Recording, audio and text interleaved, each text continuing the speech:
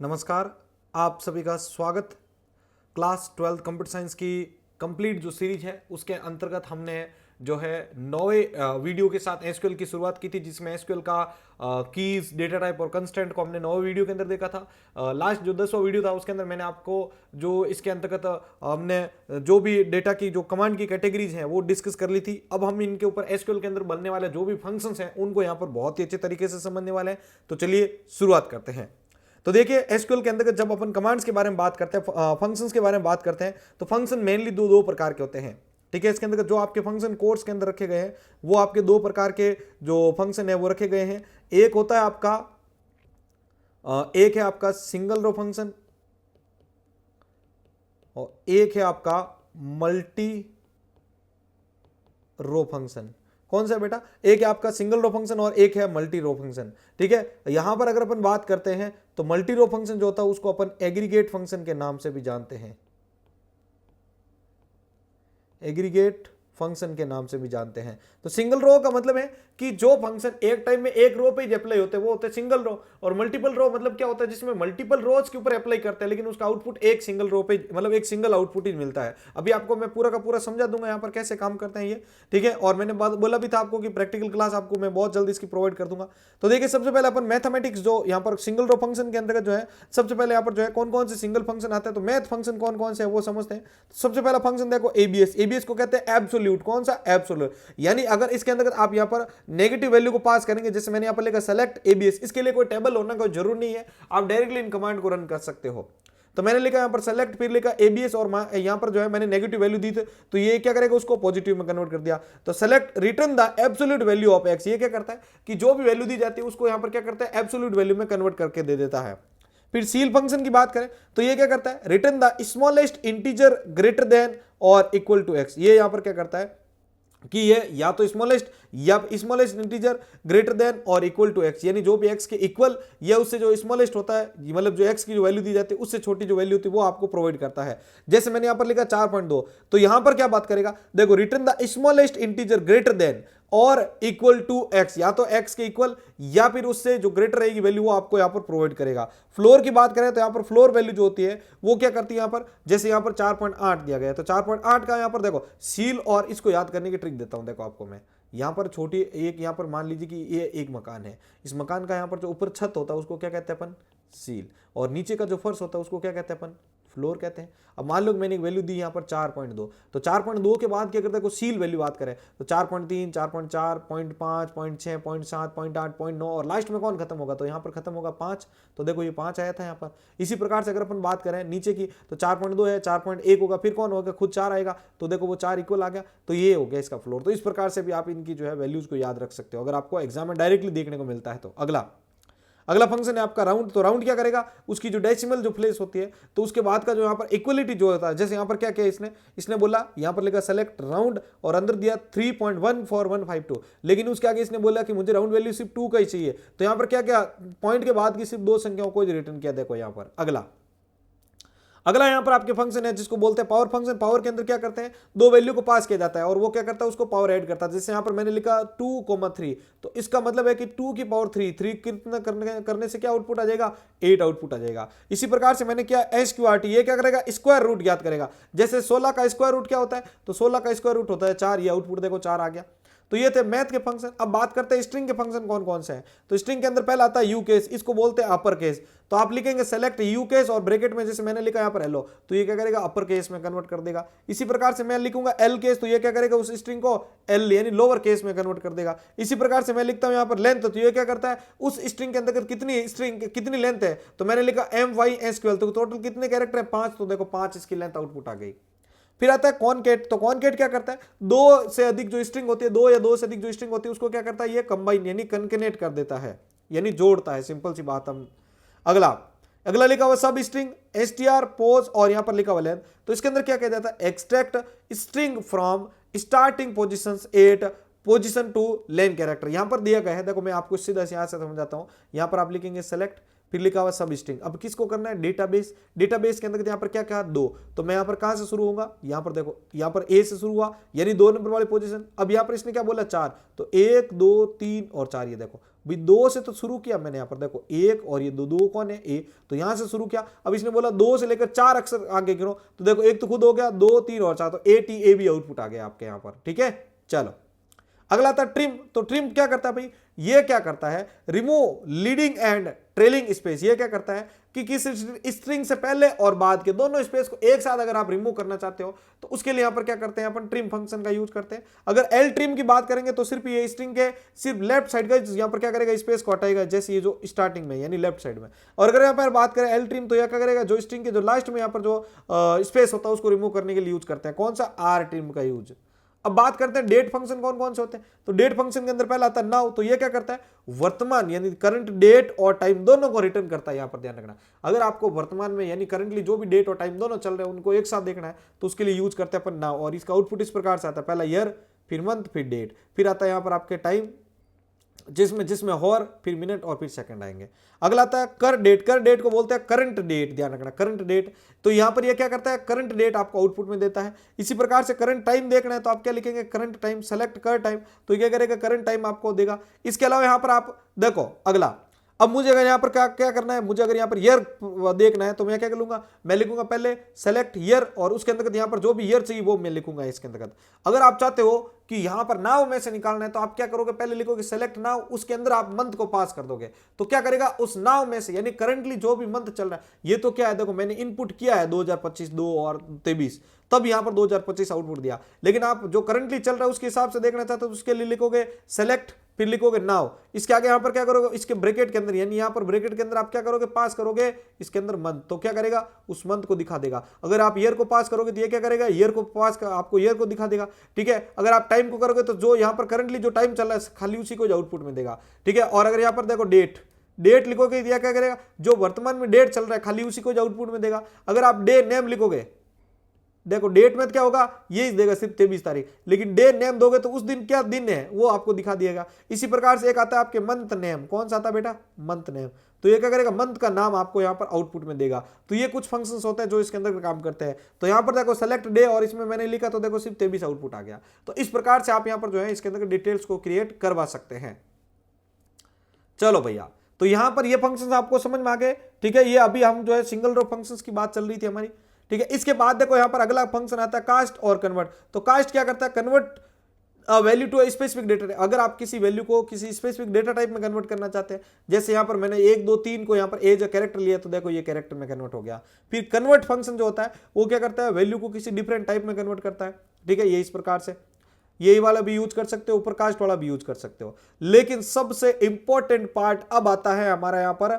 ठीक है, very important, aggregate function के बारे में आपको 100% पूछा जाएगा। इनको मल्टी रो फंक्शन के नाम से भी जानते हैं, यानी अप्लाई तो मल्टीपल रो पे होंगे लेकिन आउटपुट यहां पर आपका सिर्फ एक सिंगल रो में आएगा। जैसे मैं यहां पर बात करूं कि सबसे पहला यहां पर आता है देखो सेलेक्ट काउंट फ्रॉम एम्प्लॉय, यानी एम्प्लॉय टेबल में जाइए और उसमें कितने रिकॉर्ड है उन सभी को क्या करो, काउंट करो। लेकिन आउटपुट देखो इतना से एक सिंगल रो में आया 50, मतलब जो भी हमारी टेबल होगी उसकी जगह पर आपके जितने भी रिकॉर्ड होंगे उनको काउंट करके दिखाएगा। सम क्या करेगा, उस टेबल के अंदर जैसे मान लो मैंने लिखा है सेलेक्ट सम और ब्रैकेट में मैंने लिख दिया सैलरी, तो इसका मतलब है कि सैलरी कॉलम में जितनी भी सैलरी लिखी उन सभी को जोड़ के उसका आउटपुट दे दो। तो इसका काम जो होता है वो किसके अंदर होता है, सम के अंदर होता है। इसी प्रकार से उन सभी का एवरेज ज्ञात करना है। जैसे मैं चाहता हूं उसके सैलरी का एवरेज सैलरी निकाल के दिखाओ तो अपन लिखेंगे सेलेक्ट एवरेज, और आपके पास अगर कोई टेबल है तो भी लिख सकते हो, नहीं तो उसके अंदर वैल्यू भी डायरेक्ट पास कर सकते हो। उसके बाद आता है मैक्स, तो ये क्या करता था, जो मल्टीपल जो भी आपकी रो सेलेक्ट कर रखी है उनमें से मैक्सिमम वैल्यू को ज्ञात करता है। तो यहां पर देखो यहां पर मैंने लिखा मैक्स और सैलरी, तो जिसकी हाईएस्ट सैलरी होगी उसको आउटपुट में देगा। इसी प्रकार से मिन की बात करें तो मिनिमम जो सैलरी होगी उसको यहां पर आउटपुट में देगा। तो ये होते हैं आपके एग्रीगेट फंक्शन। तो पांचों फंक्शन है, रट लीजिएगा इसको क्योंकि यही आपके एग्जाम में पूछे जाएंगे। तो काउंट, सम, एवरेज, मैक्स और मिन, ये तो आपको पूछे जाएंगे। सिंगल रो का पूछा जाए तो आपको वो स्ट्रिंग और मैथ के फंक्शन जो है वहां पर चिपका के आ जाने हैं। तो ये थे आपके ऊपर के फंक्शंस के कंसेप्ट। अब हम बात करते हैं group by close and having close के बारे में।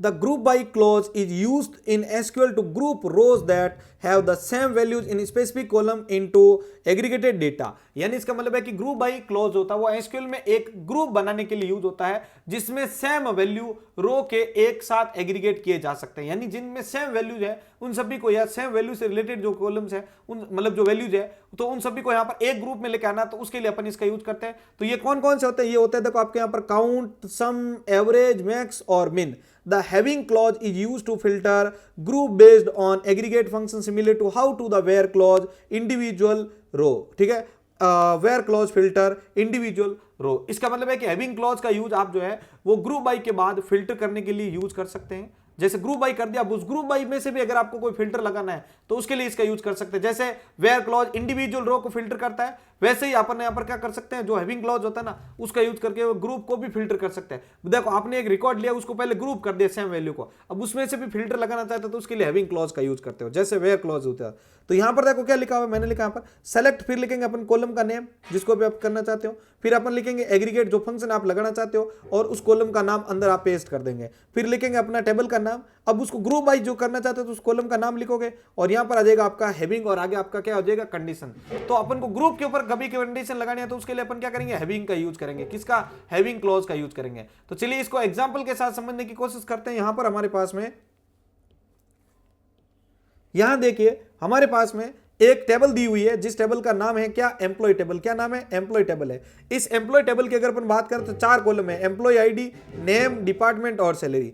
तो अगर अपन इसके अंदर इस चीज को अप्लाई करते हैं तो देखो क्या लिखा हुआ है, query using group by and having. तो देखो find the total salary of each department and show only those department where the total salary exceed, ठीक है, 1 लाख। इसका 1 लाख यानी इसका क्या मतलब है, इस क्वेश्चन के हिसाब से आपको एक क्वेरी लगानी है, यानी हर डिपार्टमेंट का टोटल सैलरी निकालना है पहले तो आपको कि टोटल सैलरी कितनी है, सिर्फ वही डिपार्टमेंट शो करना है उसके बाद में जिनका टोटल सैलरी 1 लाख से ज्यादा है। तो अपन इसके लिए क्या लिखेंगे, सेलेक्ट, फिर लिखेंगे डिपार्टमेंट, ठीक है, पहले लिखेंगे सेलेक्ट, फिर लिखेंगे डिपार्टमेंट, फिर लिखेंगे अपन यहाँ पर जो भी फंक्शन है अपना एग्रीगेट, तो वो लिखेंगे। अब किसके ऊपर अप्लाई करना चाहते हैं तो सैलरी के ऊपर, तो सैलरी लिख दिया।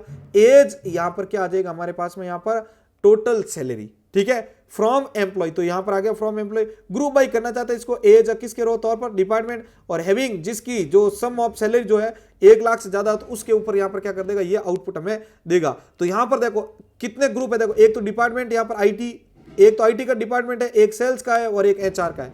तीनों को क्या करेगा, ये ग्रुप करेगा और इनको ग्रुप करने के बाद क्या करेगा, जिनकी सैलरी 1 लाख से ज्यादा बन रही है तो उनको आपस में जोड़ देगा। तो यहां पर अगर आप सिर्फ आईटी का जोड़ोगे तो जैसे 50,000 है, ये यहाँ पर 55,000 है और एक यहाँ पर आपका 60,000 है, तो इनको आपस में जोड़ोगे तो ये टोटल कितने हो गए, ये हो गए आपके टोटली, यहाँ पर देखो ये आईटी का 55 और ये हो गए टोटल 1,65,000। तो ये देखो ये सबसे ज्यादा सैलरी यहाँ पर थी, तो इसको इस प्रकार से ग्रुप करके इसने दिखा दिया। तो ग्रुप बाई, और यहाँ पर अगर आपको पूछा जाए कि ग्रुप बाई और हैविंग क्लॉज का यूज कहाँ होता है, तो ग्रुप बाई और हैविंग क्लॉज होता है उसका यूज पहले किसी स्पेसिफिक रिकॉर्ड को ग्रुप कर दो, फिर उस ग्रुप के ऊपर फिल्टर लगाने के लिए अपन यूज करते हैं हैविंग क्लॉज का। तो मेरे हिसाब से आपको ये चीज समझ में आ चुकी है कि ये चीज यहाँ पर वापस एक्सप्लेनेशन में भी दी हुई है। अब बात आती है कि इनके अंदर डिफरेंस क्या है वेयर और हैविंग के बीच में। तो देखो यहाँ पर अगर बात करें पहले फिल्टर की, तो देखो फिल्टर इंडिविजुअल रो बिफोर ग्रुपिंग। इसमें वेयर की बात करें तो वेयर के अंदर क्या होता है, ग्रुप करने से पहले अपन क्या कर सकते हैं, उनके ऊपर फिल्टर लगा सकते हैं। लेकिन हैविंग क्या करता है, फिल्टर ग्रुप करने के बाद में यहाँ पर अपन इसके ऊपर अप्लाई कर सकते हैं। यूज भी दिया, किसके साथ यूज होता है, तो जो वेयर क्लॉज होता है वो यूज होता है आपके सेलेक्ट, अपडेट एंड डिलीट के साथ, जबकि जो हैविंग क्लॉज होता है वो यूज होता है आपके सेलेक्ट विद ग्रुप, यानी जो ग्रुप बाई होता है उसके साथ अप्लाई होता है। एग्रीगेट फंक्शन की बात करें तो ये can not use aggregate function, तो जो आपका वेयर क्लॉज होता है वो एग्रीगेट फंक्शन के साथ अप्लाई नहीं होता, ध्यान रखना। जबकि जो हैविंग क्लॉज होता है वो यहाँ पर एग्रीगेट फंक्शन के साथ यूज में लिया जा सकता है। तो ये इनके बीच में मेजर डिफरेंसेस थे जो कि मैंने यहाँ पर आपको क्लियर करवाए हैं। तो मेरे हिसाब से आपको ये चीज समझ में आ चुकी होगी। अब हम बात करते हैं डीबीएमएस के अंदर कुछ इंपॉर्टेंट जो रिलेशंस जो भी अप्लाई होते हैं उनको लेकर। अभी तक में जो एसक्यूएल थी वो आपकी पूरी हो चुकी है। अब आता है हमारा मेन पोर्शन और बहुत शानदार ये पोर्शन होने वाला है, इसको बहुत ही अच्छे से आपको समझना है। Relations in DBMS refer to the tables that store data in structured format. Various operations can be performed in these relation to retrieve meaningful data. The most common relational operation include union, intersection, set operation, Cartesian product and join. यहां पर कहा यह जा रहा है कि जो यहां पर जो भी हम देखो, हम जो भी आप डीबीएमएस यूज करते हैं, एसक्यूएल यूज करते हैं, तो एसक्यूएल के अंदर आप यूज करते हो ना, जैसे सेलेक्ट हो गए, जो भी ये फिल्टर करने वाले हैं, तो इन सभी को इनसे पहले एक प्रकार की स्पेशल लैंग्वेज थी, उनसे लिया गया था। तो वो यहां पर जो है आपकी कौन सी थी, आरडीबीएमएस के अंदर। अब आरडीबीएमएस के अंदर यहां पर जो है कुछ प्रोजेक्शन, ये जो भी ऑपरेटर है उनका, उनमें से कुछ एक आपके कोर्स में रखे, बाकी बहुत सारे सिंबल्स यूज होते हैं। तो अपन इनमें से एक एक करके इन समझते हैं। सबसे पहले बात आती है यूनियन की। तो यूनियन की बात करते हैं। यूनियन क्या करता है? यूनियन ऑपरेशन दो टेबल के डेटा को कंबाइन करता है और डुप्लीकेट रो को रिमूव कर देता है। बड़ा ही शानदार तरीके से ये कंसेप्ट आया हुआ आपका। अगर अपन यहां पर बात करते हैं ना, तो यहां पर जो यूनियन होता है वो सिर्फ क्या करेगा, वो सिर्फ मतलब दोनों टेबल को मर्ज कर देगा, लेकिन मर्ज करने के बाद उन दोनों में जो डुप्लीकेट डेटा है ना उसको क्या कर देता है, ये रिमूव कर देता है। मतलब उनको मर्ज करेगा और उनमें से क्या करेगा, डुप्लीकेट डेटा को क्या कर देगा, हटा देगा। जैसे आप इसको इस प्रकार से देखिए कि मेरे पास में यहां पर एक टेबल है, ठीक है, और ये है हमारे पास में दूसरी टेबल। इस टेबल के अंदर हमारे पास में एक डेटा है 1 2 3, ओके, और इसके अंदर है यहां पर हमारे पास 3 4 एंड 5। तो अगर मैं इन दोनों टेबल को यूनियन करूं, इन दोनों टेबल का अगर मैं यूनियन करता हूं, तो मेरे पास में इसका जो आउटपुट आएगा ना वो ये आएगा। कौन सा आएगा भाई?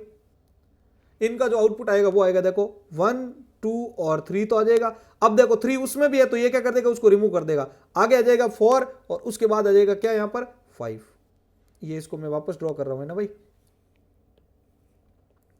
ये आ जाएगा देखो 1 2 3 4 एंड 5, क्योंकि यहां पर 3 डुप्लीकेट टाइम मैंने डबल टाइम में, तो ये क्या कर देगा, उसको डुप्लीकेट डेटा को रिमूव कर देगा। तो ध्यान रखना, यूनियन जो होता है वो यहां पर क्या करता है, दो टेबल को मर्ज करता है, लेकिन यहां पर क्या कर देता है, वो जो डुप्लीकेट डेटा होता है उसको क्या कर देता है, एलिमिनेट कर देता है, हटा देता है। ध्यान रखना, तो ये होता है किसके अंदर, ये यूज होते हैं आपके यूनियन के अंदर। अब ये यूनियन जो होते हैं इसके अंदर लिखा हुआ है यहां पर कि जो यूनियन है, यूनियन के लिए कंडीशन जो होती है वो इस प्रकार से होती है कि भाई दोनों टेबल में सेम नंबर ऑफ कॉलम होने चाहिए। ध्यान रख लेना, ऐसा नहीं कि अलग अलग, एक टेबल में 2 एंड दूसरे में 4, तो वो चीज इसके अंदर अप्लाई नहीं होगी। तो ये कंडीशन याद रखना। दूसरी, the attribute must have the same data type, दोनों में सेम डेटा टाइप भी होना चाहिए, तो ये भी जरूरी है उसके अंदर। तो जब आप दोनों टेबल को मर्ज कर रहे होंगे तो आपके उसमें दोनों चीज ध्यान रखनी है, एक तो सेम नंबर ऑफ आपके टेबल होनी चाहिए, ठीक है, मतलब सेम नंबर ऑफ एट्रीब्यूट होने चाहिए, उनका डेटा टाइप भी सेम होना चाहिए। तो चलिए यहां पर एक इसको बड़े एग्जांपल के साथ समझने की कोशिश करते हैं। परीक्षा में सवाल तो आपका 100% आना ही जाना है, ठीक है। तो सबसे पहले देखो यहां पर हमारे पास में एक 2 टेबल है, जिसमें एक टेबल हमारे पास में कौन सी है, रोल नंबर, एक टेबल है आपके पास स्टूडेंट ए की, एक है स्टूडेंट बी की, ठीक है। तो यहां पर ये टेबल ए वाली है, ये टेबल बी वाली है। तो मैंने ए के अंदर देखा रोल नंबर, नेम और कोर्स है, दूसरे वाले में भी रोल नंबर, नेम और कोर्स है। अब मैं जब इसको यहां पर यूनियन करूंगा इसका, तो यूनियन करने पर मेरे पास यहां पर आउटपुट क्या आएगा, देखो 101 एलेक्स और सीएस, 101 एलेक्स और सीएस है, 102 बॉब आईटी है, 103 कैरोल और सीएस है। अब दूसरी वाली टेबल बी में देखा मैंने, तो उसके अंदर मुझे क्या देखने को मिला बेटा, तो यहां पर बी वाली टेबल में देखने को मिला 103 कैरोल सीएस, जो कि इसमें भी है, देखो यहां पर। तो ये क्या कर देगा इसको, ये इसको क्या कर देगा यहां पर, इस वाले में ये उसको हटा देगा। अब देखो दूसरा 104 है क्या, ऊपर वाले में नहीं है, 105 है क्या, नहीं है। तो देखो ऊपर वाले तीनों रो तो आ जाएगी, लेकिन यहां पर दूसरी टेबल में से सिर्फ 2 रो ही जाएगी। तो देखो ये फाइनल आउटपुट आपका आएगा। मेरे हिसाब से आपको ये भी समझ में आ चुका होगा। चलो साथ ही कमेंट बॉक्स के अंदर जल्दी से आप भी कमेंट बॉक्स के अंदर बताओ इसका आउटपुट क्या आएगा, इस यूनियन का आउटपुट क्या आएगा आपको। देखो साथ साथ में बताते रहना भाई।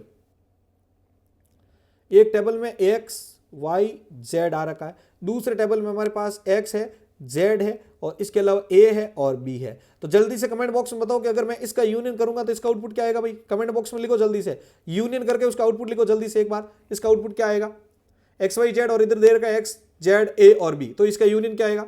चलिए अब दूसरी बात करते हैं इंटरसेक्शन को लेकर। तो इंटरसेक्शन क्या करता है, जस्ट इसका उल्टा, the intersection operation return only those rows the present in both table. ये क्या करता है, दोनों टेबल में जो डेटा होगा उसी को आउटपुट में देगा। तो जस्ट ऊपर वाली टेबल को देख लो, इन दोनों टेबल में यानी ए को और बी में, दोनों में कौन सा कॉमन जो डेटा में था, तो देखो 103 ऊपर वाले में भी था, नीचे वाले में भी 103, तो ये सिर्फ दोनों में से कॉमन जो डेटा कौन उसी को आउटपुट में देगा। तो ये कौन करता है, ये करता है इंटरसेक्शन। तो इसको समझने के लिए भी देखो आपको यहां पर मैं बताता हूं कि एक टेबल है जिसके अंदर ए बी और सी है, और एक टेबल है जिसमें यहां पर आपके पास में सी है, डी है और ई है। तो यहां पर इन दोनों का, यानी मैं इसको अगर इंटरसेक्शन करता हूं, अगर मैं इन दोनों का इंटरसेक्शन करता हूं, तो इंटरसेक्शन करने पर इसका फाइनल आउटपुट क्या आएगा, इसका आएगा देखो ए, एक आ जाएगा बी, एक आ जाएगा सी, ए बी सी आ जाएगा। अब देखो दूसरे वाले में यहां पर सी आ रखा है, तो सी इसमें वापस आएगा नहीं, ठीक है, सॉरी कॉमन निकालना है, सॉरी। तो देखो दोनों में देखो ए बी सी, और इधर वाला में क्या है सी डी ई। तो दोनों में देखो ए इधर है क्या, नहीं है, बी है क्या, इधर नहीं है, सी है क्या, इसमें बिल्कुल है। तो देखो ये आउटपुट आ गया सी। बाकी तो कॉमन है नहीं दोनों में, तो वो हट गए। तो सिर्फ कॉमन आउटपुट ही हमारे पास में आएगा। दोनों में देखो कॉमन आउटपुट, एक तो सी इधर है और एक इधर सी है, तो दोनों में सिर्फ जो कॉमन डेटा वो जो आउटपुट में आएगा वो होगा इंटरसेक्शन में। अब आता है सेट डिफरेंस। तो सेट डिफरेंस में क्या होता है, the set difference operation find the record that exit in one relation but not in other. यानी ये क्या करेगा, ये चेक करेगा कि ऐसा रिकॉर्ड जो पहली टेबल में मौजूद है लेकिन दूसरी वाली टेबल में नहीं है, तो उसको, यानी सेट डिफरेंस खाली वही रिकॉर्ड रिटर्न करता है जो पहली टेबल में है बट दूसरी टेबल में नहीं है, तो उसको ये आउटपुट के तौर पर आपको देता है। ठीक है, तो ऊपर की दोनों टेबल्स के हिसाब से देखें तो यहां पर देखो 101, देखो यहां पर देखो एलेक्स, बॉब और कैरोल दे रखा है। अब देखो क्या एलेक्स इसमें मौजूद है क्या, नहीं है दूसरी वाली टेबल में। बॉब है क्या, नहीं है, तो ये इन दोनों को आउटपुट दे देगा। कैरोल है क्या, कैरोल है, तो ये क्या कर देगा, इसको हटा देगा। तो ध्यान रखना सेट डिफरेंस के अंदर क्या किया जाता है कि दोनों टेबल के अंतर्गत जो डेटा पहली टेबल में और दूसरी में नहीं है, खाली उसी को आउटपुट में देने का कार्य करता है।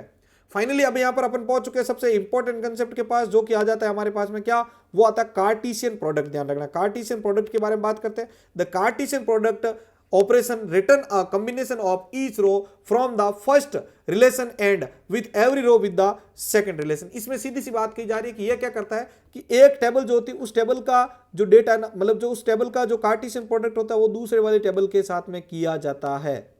अब देखो इसके लिए मैं आपको बताता हूं कि ये ए है और ये बी है, ये यहां पर सी है, डी है, ठीक है, और एक ई भी बना लेते हैं।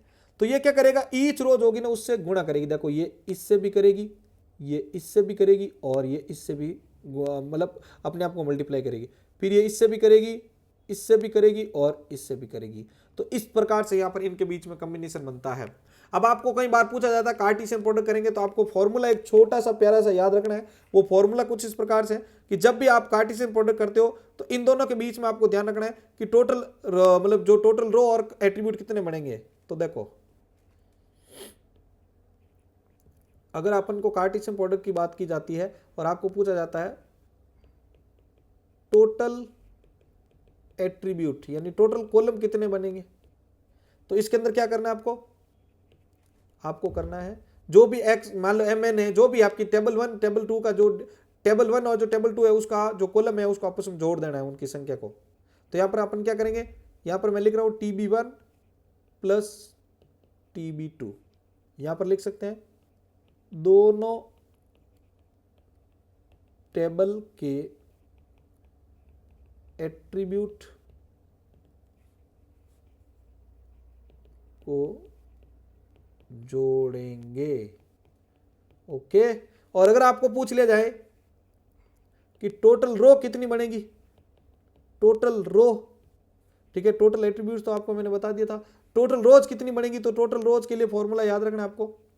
टोटल रो के लिए जो फॉर्मूला होगा वो होगा आपका TB1 मल्टीप्लाई TB2, यानी इसको इस प्रकार से समझो, दोनों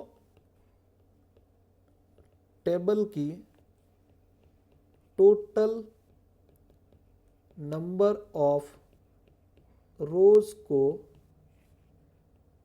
दूसरे टेबल की टोटल नंबर ऑफ रोज से मल्टीप्लाई करना है। तो इसके लिए अपन एक हाथों हाथ में आपको एग्जांपल भी दिखा देता हूं। देखिए मान लीजिए मेरे पास में एक टेबल है ये, ठीक है, एक टेबल ये है 1 2, ठीक है, और एक दूसरी टेबल है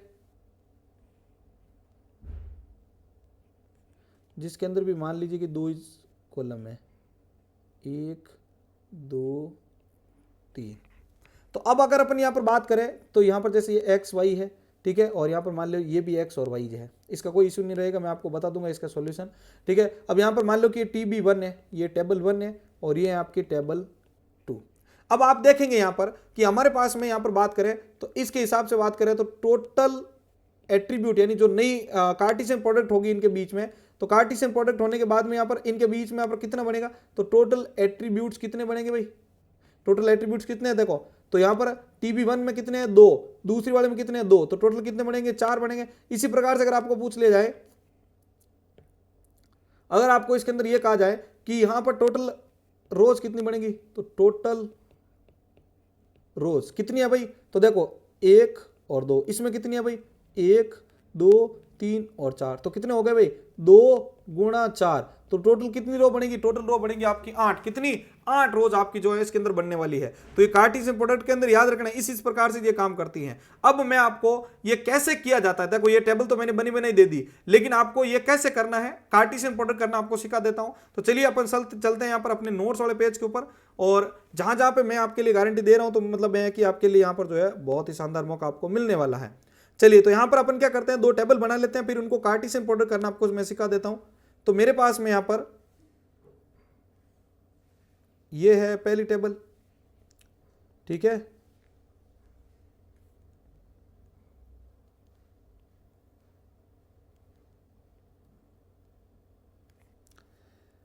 और एक और टेबल बना लेते हैं अपन।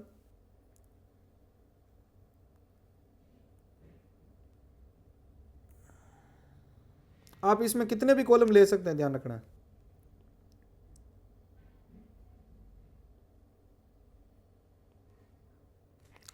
ठीक है भाई, तो ये चीज याद रखिएगा। अब हमारे पास में इन टेबल्स के जो है अपन नाम कर देते हैं कि भाई ये कौन सी है, ये कौन सी है। तो मैं यहां पर बात करता हूं कि ये यहां पर आपकी ऊपर की जो है वो तो है आपकी स्टूडेंट टेबल, ठीक है, और ये जो टेबल है वो आपकी कौन सी है, वो है आपकी कोर्स की। ओके, ये हो गया।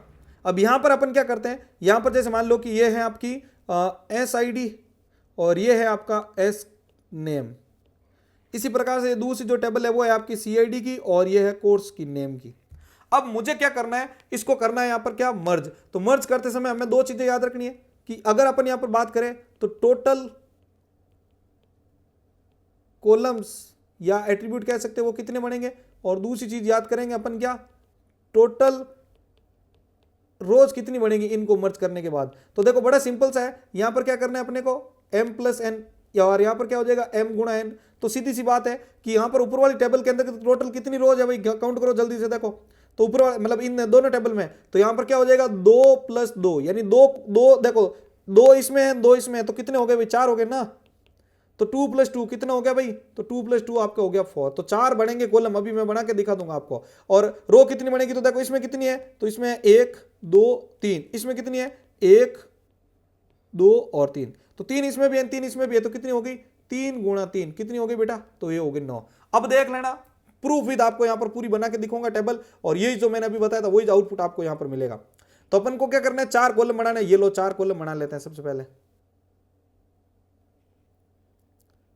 1,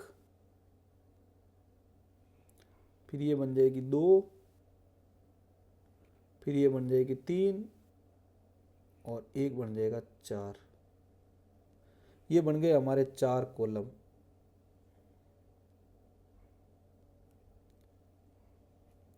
ठीक है, अभी थोड़ा डिजाइन तो इतना मैं नहीं कर पा रहा हूँ, ठीक है, लेकिन आप इसको हैंडल कर लेना। तो ये तो ओडी हो गई इन चारों के हेडिंग का। अब हमें कितनी बनानी थी, 9 रो बनानी थी। ये लो 9 रो बना लेते हैं। 1, फिर बन जाएगी 2। अब देख लीजिए सर आपके लिए इतनी कोशिश कर रहे हैं, अब आप पीछे मत रहिएगा, डंका बजाने रखना है, अपने को रिजल्ट सबसे बेस्ट रखना है भाई। देखो कंप्यूटर साइंस का तो कितनी हो गई, 1 2 3 4 हो गई, फिर हो जाएगी ये देखो 5, ये हो जाएगी 6, ये हो जाएगी 7, ठीक है, और नीचे ले जाने की जरूरत है इनको। ये हो जाएगी आपकी 8 और ये हो जाएगी 9। ठीक है भाई, अब देखना मैं इनको फिल करके इनको जो है क्रॉस प्रोडक्ट करना आपको सिखा देता हूं। तो क्रॉस प्रोडक्ट कर रहे हैं अपन इन टेबल्स को, ठीक है। तो सबसे पहले जो भी हेडिंग है वो हेडिंग फिल कर दो। तो देखो यहाँ पर पहले वाले की हेडिंग क्या थी, SID थी, दूसरे वाले की क्या थी, S नेम थी। चलो दूसरी वाली टेबल के अंदर देखो यहाँ पर क्या लिखा हुआ है, CID, और यहाँ पर इधर क्या लिखा हुआ है, C नेम लिखा हुआ है। चलो हेडिंग तो फिल कर दी। अब यहाँ पर अपन क्या करते हैं कि इनके अंदर जो रिकॉर्ड है उसको फिल करना सीखते हैं। तो सबसे पहले क्या करना है आपको, देखो मैं पहले इसके अंदर सॉरी रिकॉर्ड करना है, एंटर करना भूल गया। चलो मैं रिकॉर्ड डाल देता हूं पहले, फिर रिकॉर्ड डाल के जब अपन इसको ऊपर इसके ऊपर कैलकुलेशन शुरू करते हैं। तो यहां पर जैसे मान लो कि SID 1 है, ये SID 2 है और ये SID 3 है। इसके अंदर इसका नाम A है, ठीक है, इसका B है, इसका C है। कोर्स आईडी के अंदर अपन बात करते हैं कि ये C1 है, ये C2 है, ये C3 है। कोर्स के नाम के अंदर मान लो कि अपन करते हैं कि ये C+ है, ये आपका जावा है और ये SQL है।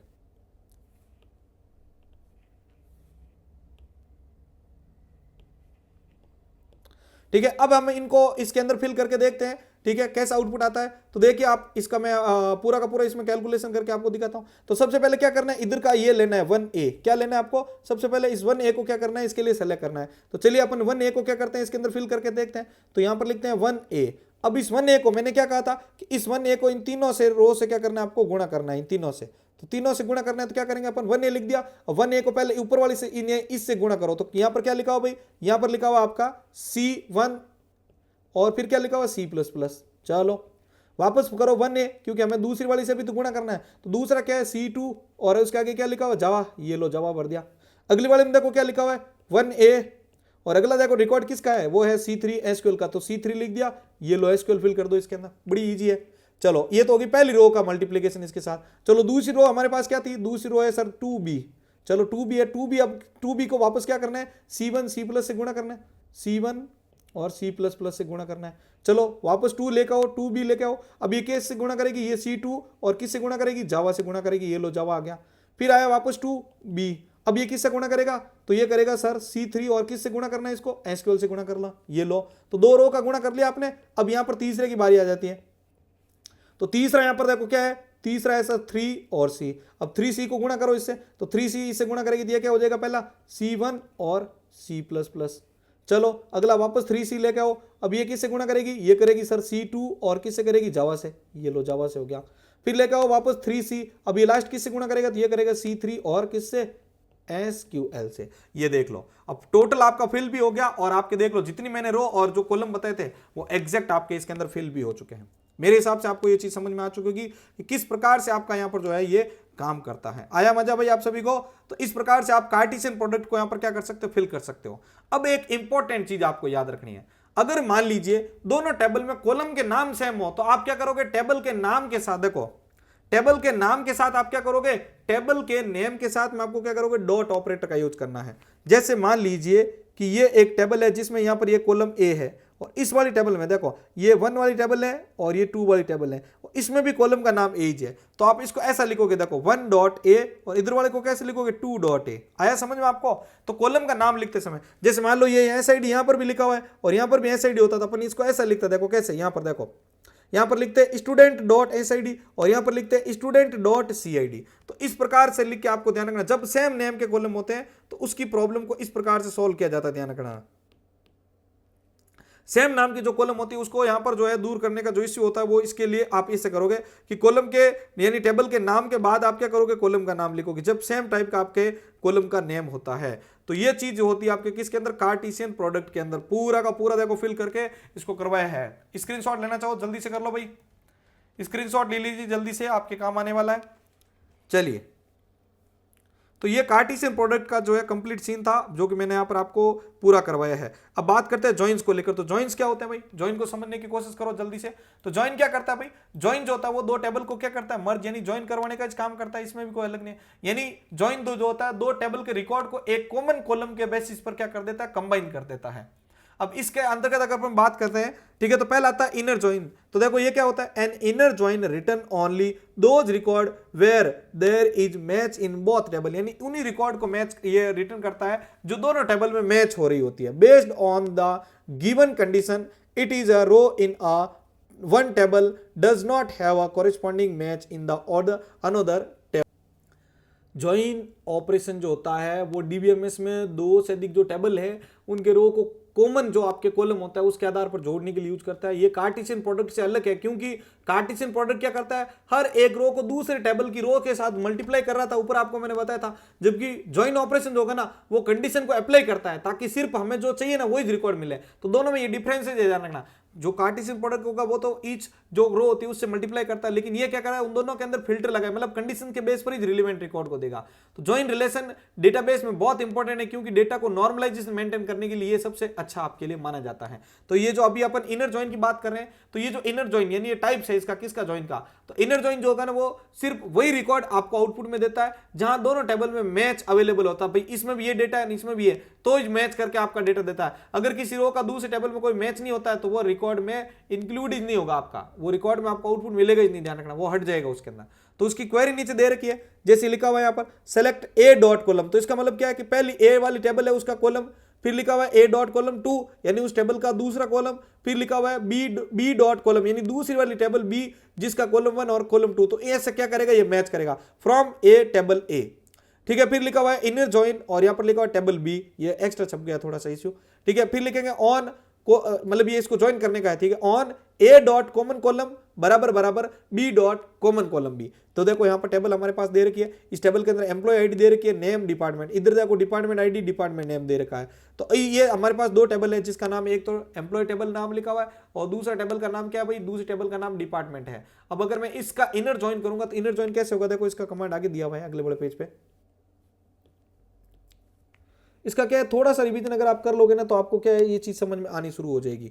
तो यहां पर देखो इनर ज्वाइन के बेस पर यहां पर जो मैं अगर इसको ज्वाइन करूंगा तो मैं देखो इस प्रकार से कर रहा हूं, select employee dot employee ID, पहली वाली टेबल का नाम क्या था एम्प्लॉय, तो मैंने उसका एम्प्लॉय आईडी, एम्प्लॉय का नेम और डिपार्टमेंट का डिपार्टमेंट नेम और डिपार्टमेंट जो है वो मैं यहां पर क्या कर रहा हूं, सेलेक्ट कर रहा हूं फ्रॉम एम्प्लॉय, किससे, एम्प्लॉय में से। तो देखो हमने पहले वाली टेबल क्या तो दो कॉलम लिए देखो ये, और दूसरी वाली टेबल के हम सिर्फ एक ही कॉलम को ले रहे हैं यानी डिपार्टमेंट का नेम ही हम सेलेक्ट कर रहे हैं फ्रॉम एम्प्लॉय। ठीक है, इनर जॉइन डिपार्टमेंट, अब यहां पर ये इनर जॉइन डिपार्टमेंट किसके ऊपर कर रहा है, डिपार्टमेंट के ऊपर। तो देखो यहां पर हमारे पास कितने आए, देखो 1 2 और 3 टेबल ही हमारे पास आउटपुट आया। तो क्या लिखा हुआ देखो, ये जब आउटपुट आया तो इस आउटपुट का मतलब क्या है, 1 जॉन HR 2 LIC और 3 बॉब IT। तो क्या लिखा, एम्प्लॉय डेविड जो कि डिपार्टमेंट ID 4 का रिलेटेड है, इज नॉट इंक्लूड, ठीक है, in the result because there is no matching, यानी ये पहले में तो था लेकिन दूसरे में मैच नहीं हो रहा था, तो इस वजह से यहां पर जो है डेविड का जो रिकॉर्ड है वो क्या हो गया, हट गया। तो यहां पर ये लिखा हुआ कि एम्प्लॉय जो डेविड है ये रिजल्ट में नहीं आया क्योंकि उसका मैचिंग डिपार्टमेंट जो है वो नहीं मिला है। अब ये तो था आपका इनर जॉइन, तो इसको याद करने के लिए एक सिंबल जरूर याद रखिएगा कि इसके अंदर क्या होगा, ये पहला ये एक टेबल है और दूसरा टेबल है मान लो, ठीक है, तो ये क्या करेगा, उसमें सिर्फ जो मैच डेटा है ना खाली उसी को आउटपुट में देगा। तो ये इनर जॉइन है, याद रखना ये क्या है, इनर जॉइन है। ये लो, अब बात करते हैं लेफ्ट जॉइन। तो लेफ्ट जॉइन को याद करने के लिए सिंबल याद रखना कि ये आपके लिए यहां पर दो टेबल है, तो इस टेबल में यहां पर ये लेफ्ट है और ये राइट है। तो ये क्या करेगा, सिर्फ जो लेफ्ट टेबल में जो आउटपुट है, जो लेफ्ट टेबल है, जो लेफ्ट टेबल के अंदर जो डेटा है उसको रिटर्न करेगा, इसके साथ इससे जो मैच हो रहा है खाली उसी को रिकॉर्ड में आउटपुट में देगा। देखो लेफ्ट टेबल का पूरा डेटा साथ में राइट टेबल से जो डेटा मैच हो रहा है ना खाली उसी का आउटपुट में देगा, ये ध्यान रखना। तो अगर ऊपर वाली जो दो टेबल दी गई थी हमने जो पहले देखी थी, उन दोनों टेबल के ऊपर अगर मैं राइट यहां पर जो ये लेफ्ट जॉइन को अप्लाई करता हूं तो ये क्या करेगा, लेफ्ट टेबल में जो डेटा था वो तो पूरा पूरा आउटपुट दे देगा, और राइट साइड में जो टेबल थी ना उसमें जो मैच हो रहा था उसका, तो इसमें लिखा हुआ देखो डेविड जो है वो इंक्लूड किया गया है, ठीक है, but since there is no matching department ID in the department table null appear in the department column name. इसके बारे में यहां पर जो जानकारी दी गई है वो ये कहती है कि डेविड इंक्लूड हुआ है लेकिन उसका कोई मैचिंग डिपार्टमेंट नहीं हुआ है, इस कारण से हम उसकी जगह पर क्या करेंगे, उसको नल वैल्यू को क्या कर देंगे, उसकी जगह पर फिट कर देंगे। भाई देखो मान लो कि अब उसमें डेविड था नहीं, तो डेविड को डिपार्टमेंट अलॉट हुआ ही नहीं, तो उसको क्या करेगा, ये क्या कर देगा, उसको हटा देगा। यानी इसको आप एकदम इजी वे में ऐसे समझिए कि आपके पास दो टेबल्स हैं, ठीक है। अब मैं इनको लेफ्ट राइट जो भी है मैं अभी यहां समझा देता हूं आपको कि यहां पर आपके पास एक तो ये लेफ्ट टेबल है, ठीक है, ये है लेफ्ट टेबल जिसके अंदर यहां पर एक एस आईडी दे रखी है और एक यहां पर एस नेम दे रखा है, ठीक है, एस आईडी 1 है और इधर एक 2 है, ये यहां पर ए है और एक बी है। इसी प्रकार से एक दूसरी टेबल है, ठीक है, इस दूसरी टेबल के अंदर अगर अपन देखें तो यहां पे हमारे पास में एक है एस आईडी और एक है हमारे पास में सी आईडी यानी कोर्स की आईडी है। अब यहां पर अपन क्या करते हैं, एक रिकॉर्ड इसमें फिल कर देते हैं 2B को 2, और यहां पर एक इसमें क्या करते हैं, इसको चेंज करते हैं कि यहां पर इसका कोर्स का जो आईडी है वो C1 है, बाकी एक 3 है, ठीक है, और उसका यहां पर क्या कर देते हैं अपन, यहां पर कर देते हैं इसको C2। तो इस प्रकार से ये रिकॉर्ड। अब अगर अपन इसको लेफ्ट जॉइन देखते हैं इसका, तो लेफ्ट जॉइन क्या बनेगा, लेफ्ट जॉइन इस प्रकार से बनेगा कि मैं अगर इस टेबल 1 को, यानी ये आपकी मान लो X टेबल है ये Y टेबल है, अगर मैं इसका लेफ्ट जॉइन करता हूं, ठीक है, इसको मैं अगर लेफ्ट जॉइन इसको अप्लाई करता हूं तो इसमें क्या होगा, ये एक टेबल बनेगी। इस टेबल के हिसाब से क्या होगा, ये यहां पर सबसे पहले अपन इनको फिल कर देंगे,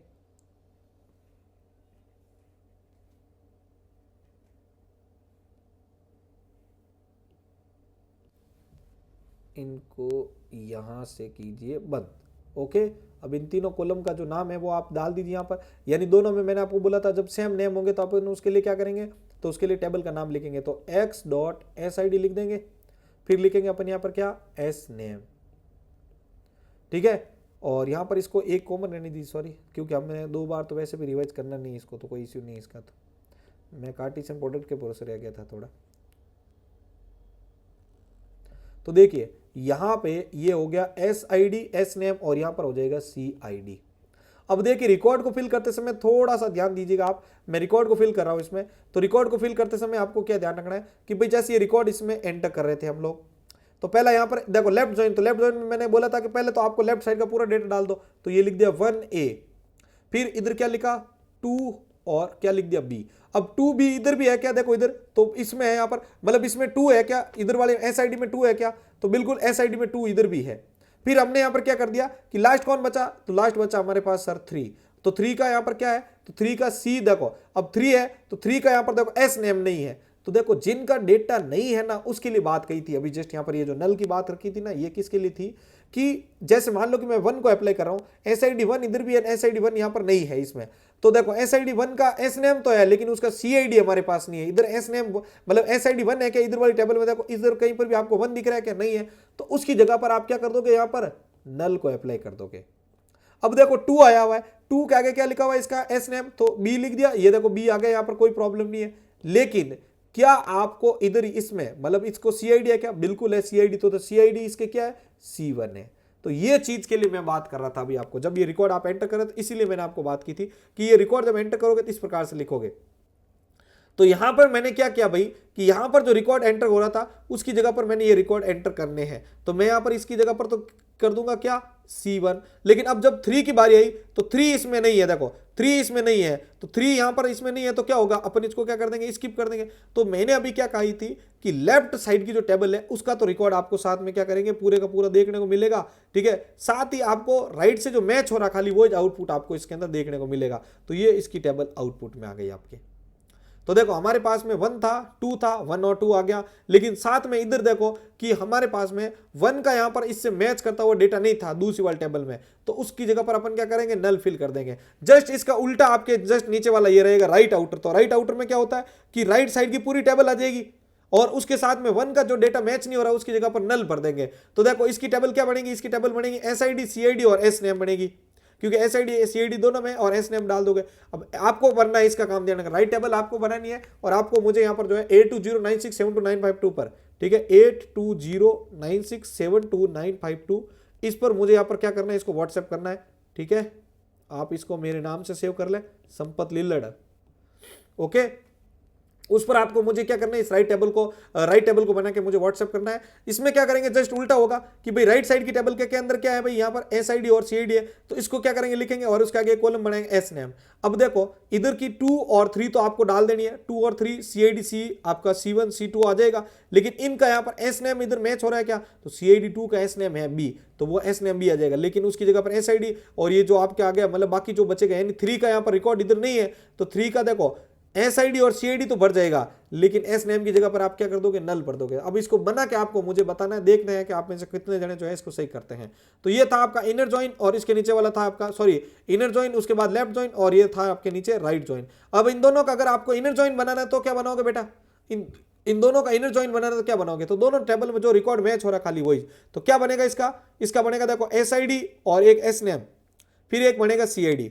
तो देखो दोनों में मैच क्या हो रहा, दोनों मैच हो रहा आपका 2, तो क्या लिख देंगे 2 और आ जाएगा S नेम B और उधर क्या आया हुआ C, तो खाली यहाँ पर क्या होएगा 2B और C1 आउटपुट आएगा, क्योंकि देखो इधर ये 2B आया हुआ है, इधर ये 2B का देखो इधर ये 2 आया हुआ है, इधर भी 2 आया हुआ है, 2 का इधर S नेम क्या है B, इधर क्या है और C है, तो ये आपके दोनों का टेबल का आउटपुट आएगा जो कि होगा इनर जॉइन में। किस में आएगा बेटा, इनर जॉइन में आएगा। तो ये थी राइट और लेफ्ट, राइट जॉइन कैसे काम करता है और लेफ्ट जॉइन कैसे काम करता है वो चीज आपको मैंने बता दी है। अब देखो अगला, अब आता है फुल आउटर, तो इसमें तो कुछ कहने का जरूरत ही नहीं है, दोनों टेबल को बिना कोई कंडीशन के मैच कर दो बस, यानी दोनों टेबल को क्या करना है आपको आपको दोनों टेबल को मर्ज कर देना एज इट इज। लेकिन जहां पर टेबल का डेटा नहीं है, जैसे इधर जो 3 था उसका इधर एस नेम नहीं था, तो जहां जहां पे डेटा नहीं है उसकी जगह पर आप क्या कर दोगे, नल फिल कर दोगे। तो ये इंपॉर्टेंट भी है कंसेप्ट ध्यान रखना, जहां पर रिकॉर्ड नहीं मैच होता उसको क्या कर दोगे आप, नल से फिल कर दोगे। बाकी दोनों टेबल को आपको क्या करना है, मर्ज करना है। तो वो भी आपके लिए होमवर्क रख रहा हूं मैं कि इन दोनों टेबल को आपको क्या करना है, मर्ज करके मुझे बताना है कि फुल आउटर में क्या होगा। तो दोनों टेबल का तीनों कॉलम लिख दो, अब उन तीनों के अंतर्गत क्या कर दो, रिकॉर्ड जो जो अवेलेबल है वो भर दो, बाकी जगह पर नल अप्लाई कर दो। तो ये थी आपके इसके अंतर्गत, ठीक है। लेफ्ट मतलब जॉइंस के अंतर्गत जो इनर जॉइन कैसे काम करता है, दोनों टेबल में जो मैच होगा वही जाएगा। लेफ्ट जॉइन में क्या होगा कि लेफ्ट टेबल का सारा डेटा आएगा लेकिन राइट से मैच करता हुआ डेटा जाएगा। राइट टेबल में क्या होगा, राइट साइड के टेबल का पूरा डेटा आएगा लेकिन उससे मैच करता हुआ डेटा आपके साथ में आएगा। फुल जॉइन में दोनों टेबल क्या हो जाएगी, मैच हो जाएगी।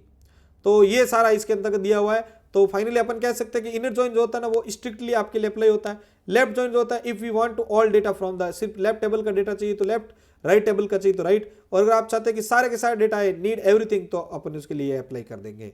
तो ये होता है यहाँ पर आपके। और यहाँ पर अगर अपन बात करते हैं इसको शॉर्ट बेस पर, तो यूनियन जो होता है वो क्या करता है, कंबाइन करता है दो सेट को और उसमें से क्या करता है, डुप्लीकेट डेटा को हटा देता है। इंटरसेक्शन जो होता है दोनों में से सिर्फ कॉमन डेटा को आउटपुट देता है। सेट इंटरसेक्शन जो क्या होता है, ऐसे डेटा जो पहली टेबल में है लेकिन दूसरी में नहीं है, खाली उसी को ही देते हैं। कार्टेशियन प्रोडक्ट जो होता है वो क्या करता है, दो सारे पॉसिबल रोज को क्या करता है, कंबाइन करता है। और जॉइंस जो होता है वो क्या करता है, मर्ज करता है टेबल को based on A common column, एक कॉमन कॉलम के बेस पर क्या करता है, मर्ज करता है। और ये इनके बीच का डिफरेंसेस भी है, ध्यान रखना आपके लिए, ठीक है। तो ये सारे के सारे आपके पॉइंट्स इसके अंतर्गत आ गए थे। और यहाँ पर कार्टेशियन प्रोडक्ट का फॉर्मूला वगैरह मैंने पहले ही समझा दिया था वैसे ऊपर ही आपको, कि उसमें रोज कितनी आती है, कॉलम कितने आते हैं। तो कॉलम को तो ढूंढना है आपको, जितने नंबर ऑफ टाइम है उसको काउंट कर लेना है। और रो की बात करें तो आपको क्या करना है, उसको गुणा करना है। गुणा करने के लिए रो और प्लस किसके ऊपर करेंगे, वो करेंगे आप एडिशन जो है वो एट्रीब्यूट के ऊपर करेंगे। तो ये थी कंप्लीट एसक्यूएल की आपके लिए क्लास। और मेरे हिसाब से आपको आज की क्लास के अंदर बहुत मजा आया होगा, क्योंकि मैंने इसके ऊपर जितने भी कंसेप्ट थे वो सारे के सारे इसके ऊपर अप्लाई कर दिए थे। तो यहां पर आपकी एसक्यूएल की जो जर्नी है वो पूरी हो जाती है। अब मैं आपके लिए बहुत जल्द एक प्रैक्टिकल क्लास भी अपलोड कर दूंगा, उसको देख लीजिएगा। बाकी एसक्यूएल के जो क्वेश्चंस की प्रैक्टिस सीरीज बहुत जल्द मैं आपके लिए मॉडल पेपर में लेके आने वाला हूं, तो उसको जरूर देखिएगा। और बच्चों, आपके लिए अभी तक की जर्नी बहुत ही शानदार रही है, तो उसके लिए आप सभी हमारा सपोर्ट करते रहिएगा। 1 लाख सब्सक्राइबर आप सभी के दम पर हमें पूरे करने हैं, तो इसको ज्यादा से ज्यादा लोगों तक आप शेयर कीजिएगा। बाकी इसकी पीडीएफ डाउनलोड करने के लिए आप हमारे ऐप एनवीरा एजुकेशन को ज्वाइन कर लीजिए जल्दी से। धन्यवाद।